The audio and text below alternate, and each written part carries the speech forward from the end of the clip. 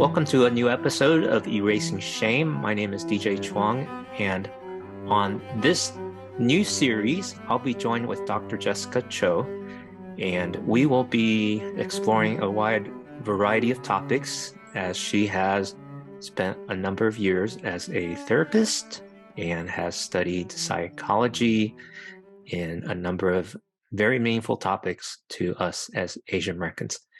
Jessica, thank you for joining me for our ongoing conversation. Thank you for having me. I'm excited to be here. And on this episode, we're going to get to know your life story of how you've gone through life, how mental health has impacted you, and what's motivated you to put extra years of study as well as make it your vocation to be a therapist. So tell us about your family upbringing. What has that been like? Oh, we're getting into it. Yes, that's it. There's a lot. I grew up with a blended family. My parents were divorced when I was 2. They tried to get back together again when I was about 7. Didn't work out for a multitude of reasons. Recently, I learned that it was due to infidelity. My mom never shared the story with me actually until I had a child of my own. And so my mom never really talked badly about my dad, despite me not really growing up with him. I think she really fostered and encouraged a relationship with him because that was probably what was best for me. And I now in hindsight really appreciate that. But yeah, just growing up in a blended family, and there's a lot of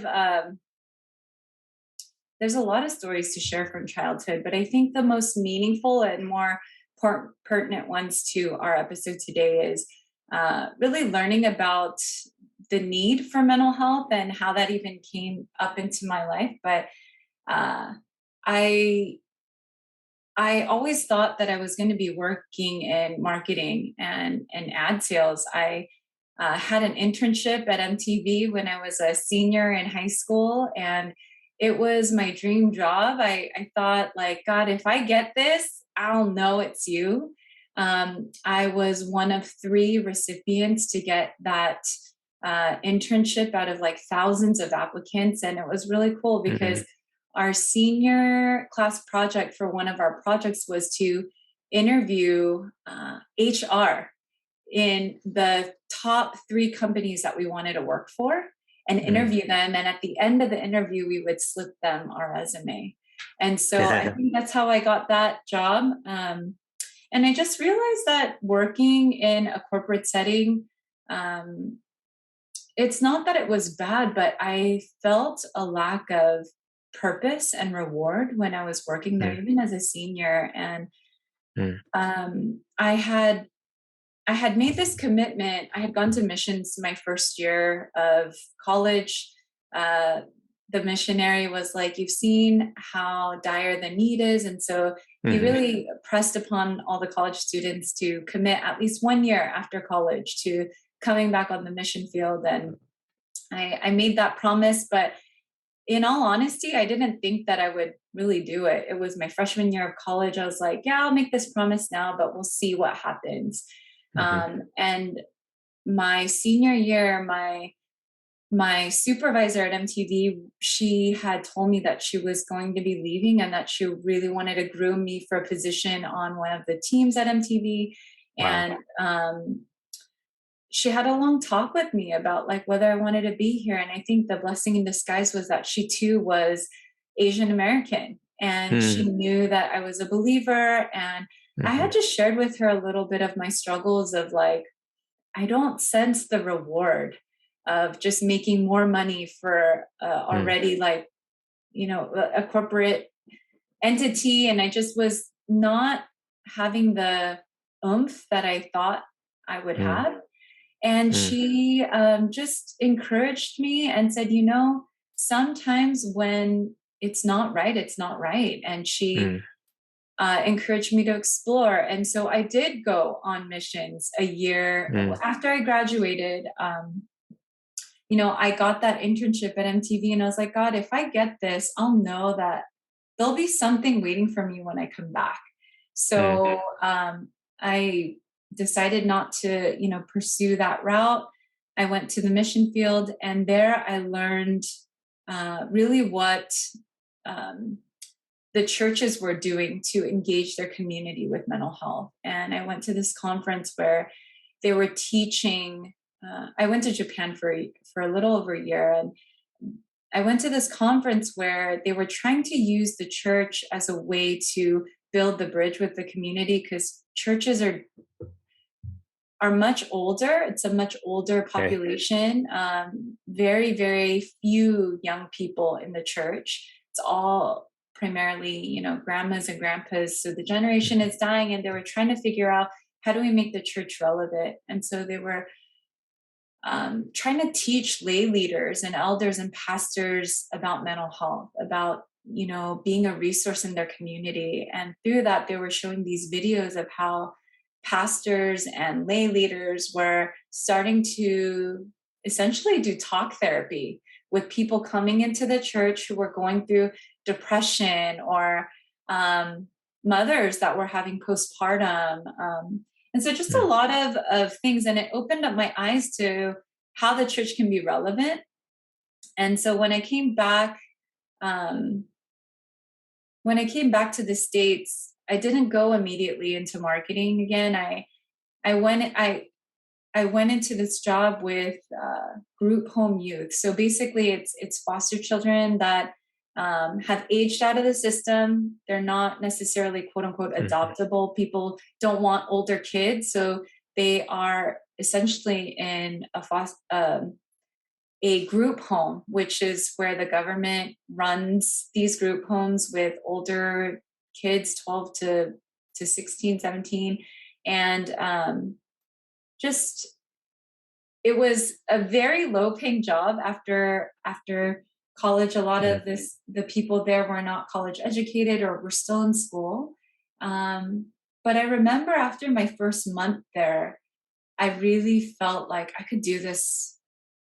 I could see myself in a field like this for the long haul. It was incredibly Mhm. rewarding, and I would be crying just like reading their stories, because you get the whole report of like what they've gone through and what they've experienced, what traumas they've experienced. And so I learned that I had to go back to school. And so going back to Wow. school, I um, applied for my MSW program, and I had applied for a scholarship. I went back on summer missions while I was waiting to get into grad school. And I was a wild card for the scholarship. I checked my email. They said I had 24 hours to respond, or they're giving it to the next person. I happened to randomly check my email that day during downtime. This is before smartphones, mind you. We can't just, we have to actually log on to a computer. And I got the wild card, and I said yes. And so that's how I went to grad school. And yeah, just a lot of things that I learned about mental health. And so that was the beginning of my journey into that specific scholarship. Really, it was for working with children and families in the public child welfare system. So that's the Mm. DCF, that Department of Children and Family Services. It's the hotline that you call when you first want to report abuse. And so I worked Mm. my first job providing therapy to court mandated families of Mm. children who had been um, in situations of abuse and neglect, Mm. and they were either removed from parental custody. And that was my first kind of getting my feet wet with the public child welfare system. Um, Wow. how that kind of connects with my story is that with that, when I graduated and then I had gotten licensed, um, I never thought I would even go to grad school. I never thought I would, get more education than college. But um, after I got licensed, I said, God, if I don't have a baby by then, because I was married, and I thought that was just the next thing to do. And I know I'm kind of jumping around here a lot, sorry, but I felt as though if that didn't happen in that particular order, then I would go back for my doctorate. And when I graduated with my doctorate, I found out I was pregnant. And my whole dissertation was really creating a manual for, in my doctorate program, about women suffering through fertility issues and seeking adoption, whether through there's private agencies and public agencies, but maybe through the public child welfare system, of really working with families who are in need, and maybe just wanting to either, I don't want to say give up their children, but working with just a very different population of I don't know how to word this, and I'm sorry. Well, this is part of the challenge of this conversation. We're still trying to find the appropriate language to respect the bio parents as well as the adopting parents, and what to call the children. Adoptees are beginning to just find their voice. And even as we were preparing for our conversation, there's a shift in the language from what used to be prominently called the infertility rate because of industrialization. Now it's more of a fertility situation that clinics are helping people with fertility as people are trying to have babies and reproduce. And I'm a child of the 80s, so when you said MTV, I'm like, oh, that's the coolest place to work and to have that prominence. And for you, it was very much a faith journey as well as a personal experience on the field. And I was surprised to hear that you were part of a church that actually incorporated community that supported mental health. I mean, here we're in 2022, and that's still very rare. So that was an exceptional experience. How did that church do that so early? This was the church in Japan where in Japan on top of that. I know. Well, the research is showing more and more that Japan has one of the highest suicide rates in any industrialized nation. Yes, it is. And tragic. The percentage of people who are Christian in Japan are less than 1%. So the churches are dying, the people are in need. And I think the church was really looking for a way to bridge that gap tangibly. Not just giving gospel, but really learning how to foster relationship with their community right where they were. And that was powerful. That was something that completely opened my eyes to, wow, like the church can be relevant in a secular setting. And they're trying to not just have people come to them, but the church was now trying to say, hey, we can come to you and meet you where you are. And that was an incredibly profound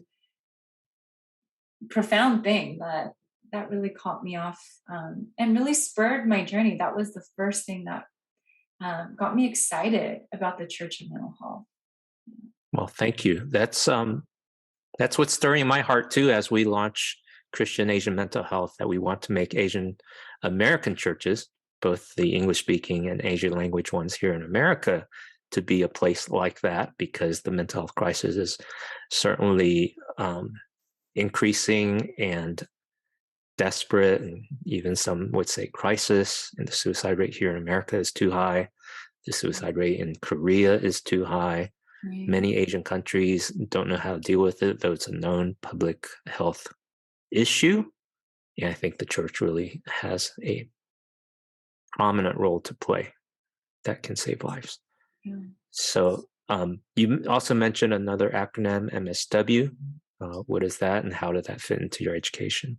Yeah, it's Master of Social Work. The reason why I chose that degree was it's an international degree. So you can take your MSW, and it's not just applicable in the United States. It's applicable in multiple countries, and I think that was the main draw of it. There's a difference between MFT, marriage and family therapist, versus MSW. And um, yeah, MFT is more, it's for the US. It's not an internationally recognized degree right now. Oh, But the government is, I thought about maybe even working for government, and that was the other thing, but they primarily take on MSWs. MFT is much more clinical, and that was the training that I didn't realize that I desired. But after stepping away from just doing hardcore clinical work for 6 years at a nonprofit that just works you really, really hard, after stepping away from that, I realized how much I missed that relationship, that clinical work that we did. And so I think that's what really drew me to get my doctorate. I really desired how to hone in certain clinical skills. And it was it was a really good experience for me. I really enjoyed it because it wasn't something I had to do. It was for me. I wanted it. And so it made the education worth it. Yeah. that's so cool. Well, we're going to take a few minutes and explore and learn about this whole world of mental health professionals. So MSW, Master of Social Work, is an internationally recognized field. So you can help people in social services and situations like that. You mentioned clinical work, you mentioned PhD work, you also mentioned your focus in dissertation and adoption. Can you give us an overview of how someone who's considering a field in mental health, working with people, so it's very much working with people rather than data or technical skills, and then how would they navigate which part of those studies and what life would look like after the studies? Right. If you know that you want to purely do clinical work, and you don't know that unless you try it, because I think Mhm. sometimes people think that they do want to go into therapy and it's quite exhausting for them, and it's not for everyone. And so Mhm. I think in that sense, you can get your MSW or your MFT. MFT is much more clinically focused. MSW is much more broad. You can do organizational management with that. You can be, director with your MSW. You can do a lot more things. It's not specifically tailored just for clinical work. And so I think that's what gives you that breadth of variety and career choice. You don't necessarily need to get your doctorate to do clinical work either. I think, I don't want to say the Asian part in me, but I think that maybe my own ego desired, the higher level of education, but also I believe I had a window of time to do it. And Mhm. so that window of time really prompted me to say, am I going to do this or not? And to be honest, I didn't think I was going to finish. I wanted to at least start it, to just put one foot in front of the other, but I wasn't sure if I was going to finish it. But by God's grace, I did. And I think, going back to that whole dissertation, I think a lot of people focus on a dissertation that's interesting to them. And I think we are our most interesting subject. I want to say, like, we want to know why we tick the way we tick. And Mhm. yes, we can find that in therapy, but also really researching a lot of this, the articles and the research and the data that's out there was fascinating for me, and fascinating for me to understand some of my clients and what I was going to get myself into adopting in the public child welfare system. And so that was really what prompted the whole dissertation. I wanted to create a manual for a person that was struggling through fertility, and looking at the research and the data of what type of child you might be adopting. Because Mhm. it's not about just love conquers all. There's a lot more trauma, and if you're not informed, I think we can really feel disappointed by the expectations that we have. Sometimes I think there is a savior complex of wanting to like just save and rescue these children from a dire situation. And that's not, I think it's helpful and I think the love is there, but that's not going to get you to the finish line of really wanting to, I want to say, keep this child, because you're going to see a lot of behavioral issues and a lot of concerns that this child has gone through that I think the parent needs to be educated about. And yeah, it was really good for me. In some ways, I felt like it gave me a thicker skin to say, like, okay, do you really want to do this given the data? Right. And I think there's a lot of powerful, qualitative data out there from families who have successfully adopted, and things have been really great. But sometimes the odds are stacked against you. And that doesn't mean that you can't, it just means be informed. And I think I really desired that knowledge. I wanted to be informed as to what I was doing. Was this really like a selfish thing? Was this my own savior complex of like being a Christian and like loving my community, or was there more to it? And knowing what I had already worked with, and the people and the families that I had worked with in the past 6 years of doing that clinical work. When I first graduated, I think I knew I needed to know more. So we'll dig into that in the next episode about counting the cost before and as you go through that adoption process, because there is a lot to consider. It's not wise to go in blindly or naive out of what you described, love conquers all. Because that's a good motivation, but there's so much more complexity, there's costs, and then there's the parenting issues that come with that. So thank you for giving that a thorough research and being willing to share that with our listeners and viewers in the future. And then describe what clinical work is. Is that just talk therapy, or are there other modalities and other trainings that you incorporate in working with people? Yeah, clinical work. When I reference clinical work, I mean I'm doing talk therapy, but it's not just obviously like conversational talk. We are trained to learn various modalities and systems and theories to figure out what's the best tool to use to help gain access to our client and really open up their mind or their ability to really be comfortable. And I think I love, and I say this a lot, but the quote of people don't really know, people don't care how much you know until they know how much you care. And I think that it's not really about how much you know, but really recognizing that this is a person, that this person sitting across from me is not just their trauma or their narrative or something that they have experienced, but this is a person and they have their own nuances and their own mechanics. And we have to, as clinicians and as therapists, really figure that out so that we can help draw that out of them and help them be comfortable to engage with us. And I think that's where the real good work happens. And so that's when I'm talking about clinical work, really doing good therapy and using our education. And we're constantly learning different modalities of what would best reach our clients. Okay, in closing, as a Asian American woman, Korean American background, I was just in a conversation earlier this week with someone who's a person of color, and how hard it is to find a therapist who is also Asian American. What is your comment on that situation? To that person, I'm like, I'm so sorry. I hate that.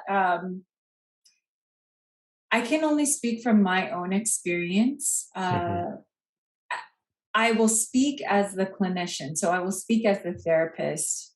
I am so grateful that there is this movement of Asian Americans really seeking and destigmatizing mental health. And I think because of this new language and the narrative that we are using, people are using their courage and bravery to step out and say, hey, I need to find someone that looks a little bit more like me. And because of that, I think I haven't had too, if anything, I think we're seeing more of a wait list as therapists, because people are seeking good work that needs to be done. And so from that end, um, it's been such a blessing on the receiving end. Um, as a recipient of therapy, I personally, it has been a challenge for me as well. And sometimes, because I will say even the Asian American circle is so small, that I desire that unbiased, I guess. And so for me, I have sometimes stepped out of an Asian therapist. Sometimes I look for like a white male therapist. So it really depends. It's dependent on what you're looking for. What's the issue that you want to resolve? Earlier in my work, when I had my own therapy, it was like I really sought out not a mother figure, but somebody to process mothering and mother dynamic. And so I didn't look for an Asian female. I didn't want that. I needed a female therapist, right? It didn't matter the cultural component, but I think the nuance of that cultural component, it's a double-edged sword. Sometimes I think when we say cultural component, we give it maybe sometimes an excuse to say, well, this is cultural. And so therefore maybe it's normalized and it's okay. Whereas I think, a therapist outside of a, a Caucasian therapist might call that out and say, no, that's not okay, regardless of race. And so I guess to that, I really want to encourage whoever is seeking therapy. I think it would be helpful to understand what you are looking or what you are seeking for in therapy. Sometimes we're just doing it for exploratory, and it's very helpful to have somebody who has that cultural buy-in with you. But I'm sorry to hear that it's been difficult, and I can attest to that, because my practice has been good in the sense where there are a lot of people in similar demographics as me who are seeking, I think they're seeking solidarity in the sense that, am I crazy? Is it really, am I the only one struggling? And you're not. And so I just want to give that level of encouragement to that listener out there. Thank you, Jessica. Thank you for those warm words of invitation and how people can take that next step towards finding a therapist that can be helpful in their moment of need. And the reality is, it is very hard to find a therapist just because of availability as well as cost. And then to add the extra level of fit in terms of cultural background or understanding. One way I've described it is I've worked with both Asian and non-Asian therapists, and sometimes it's just easier to not have to explain myself so much because they already have the cultural understanding. So I don't spend all the time explaining. But as I grow in self-awareness, or there's a certain issue I've identified to work on, then I can select a therapist that has more depth and life experience to help with that. But oftentimes when we're early in that therapeutic journey, we're just in crisis and we're in pain and we just need some help.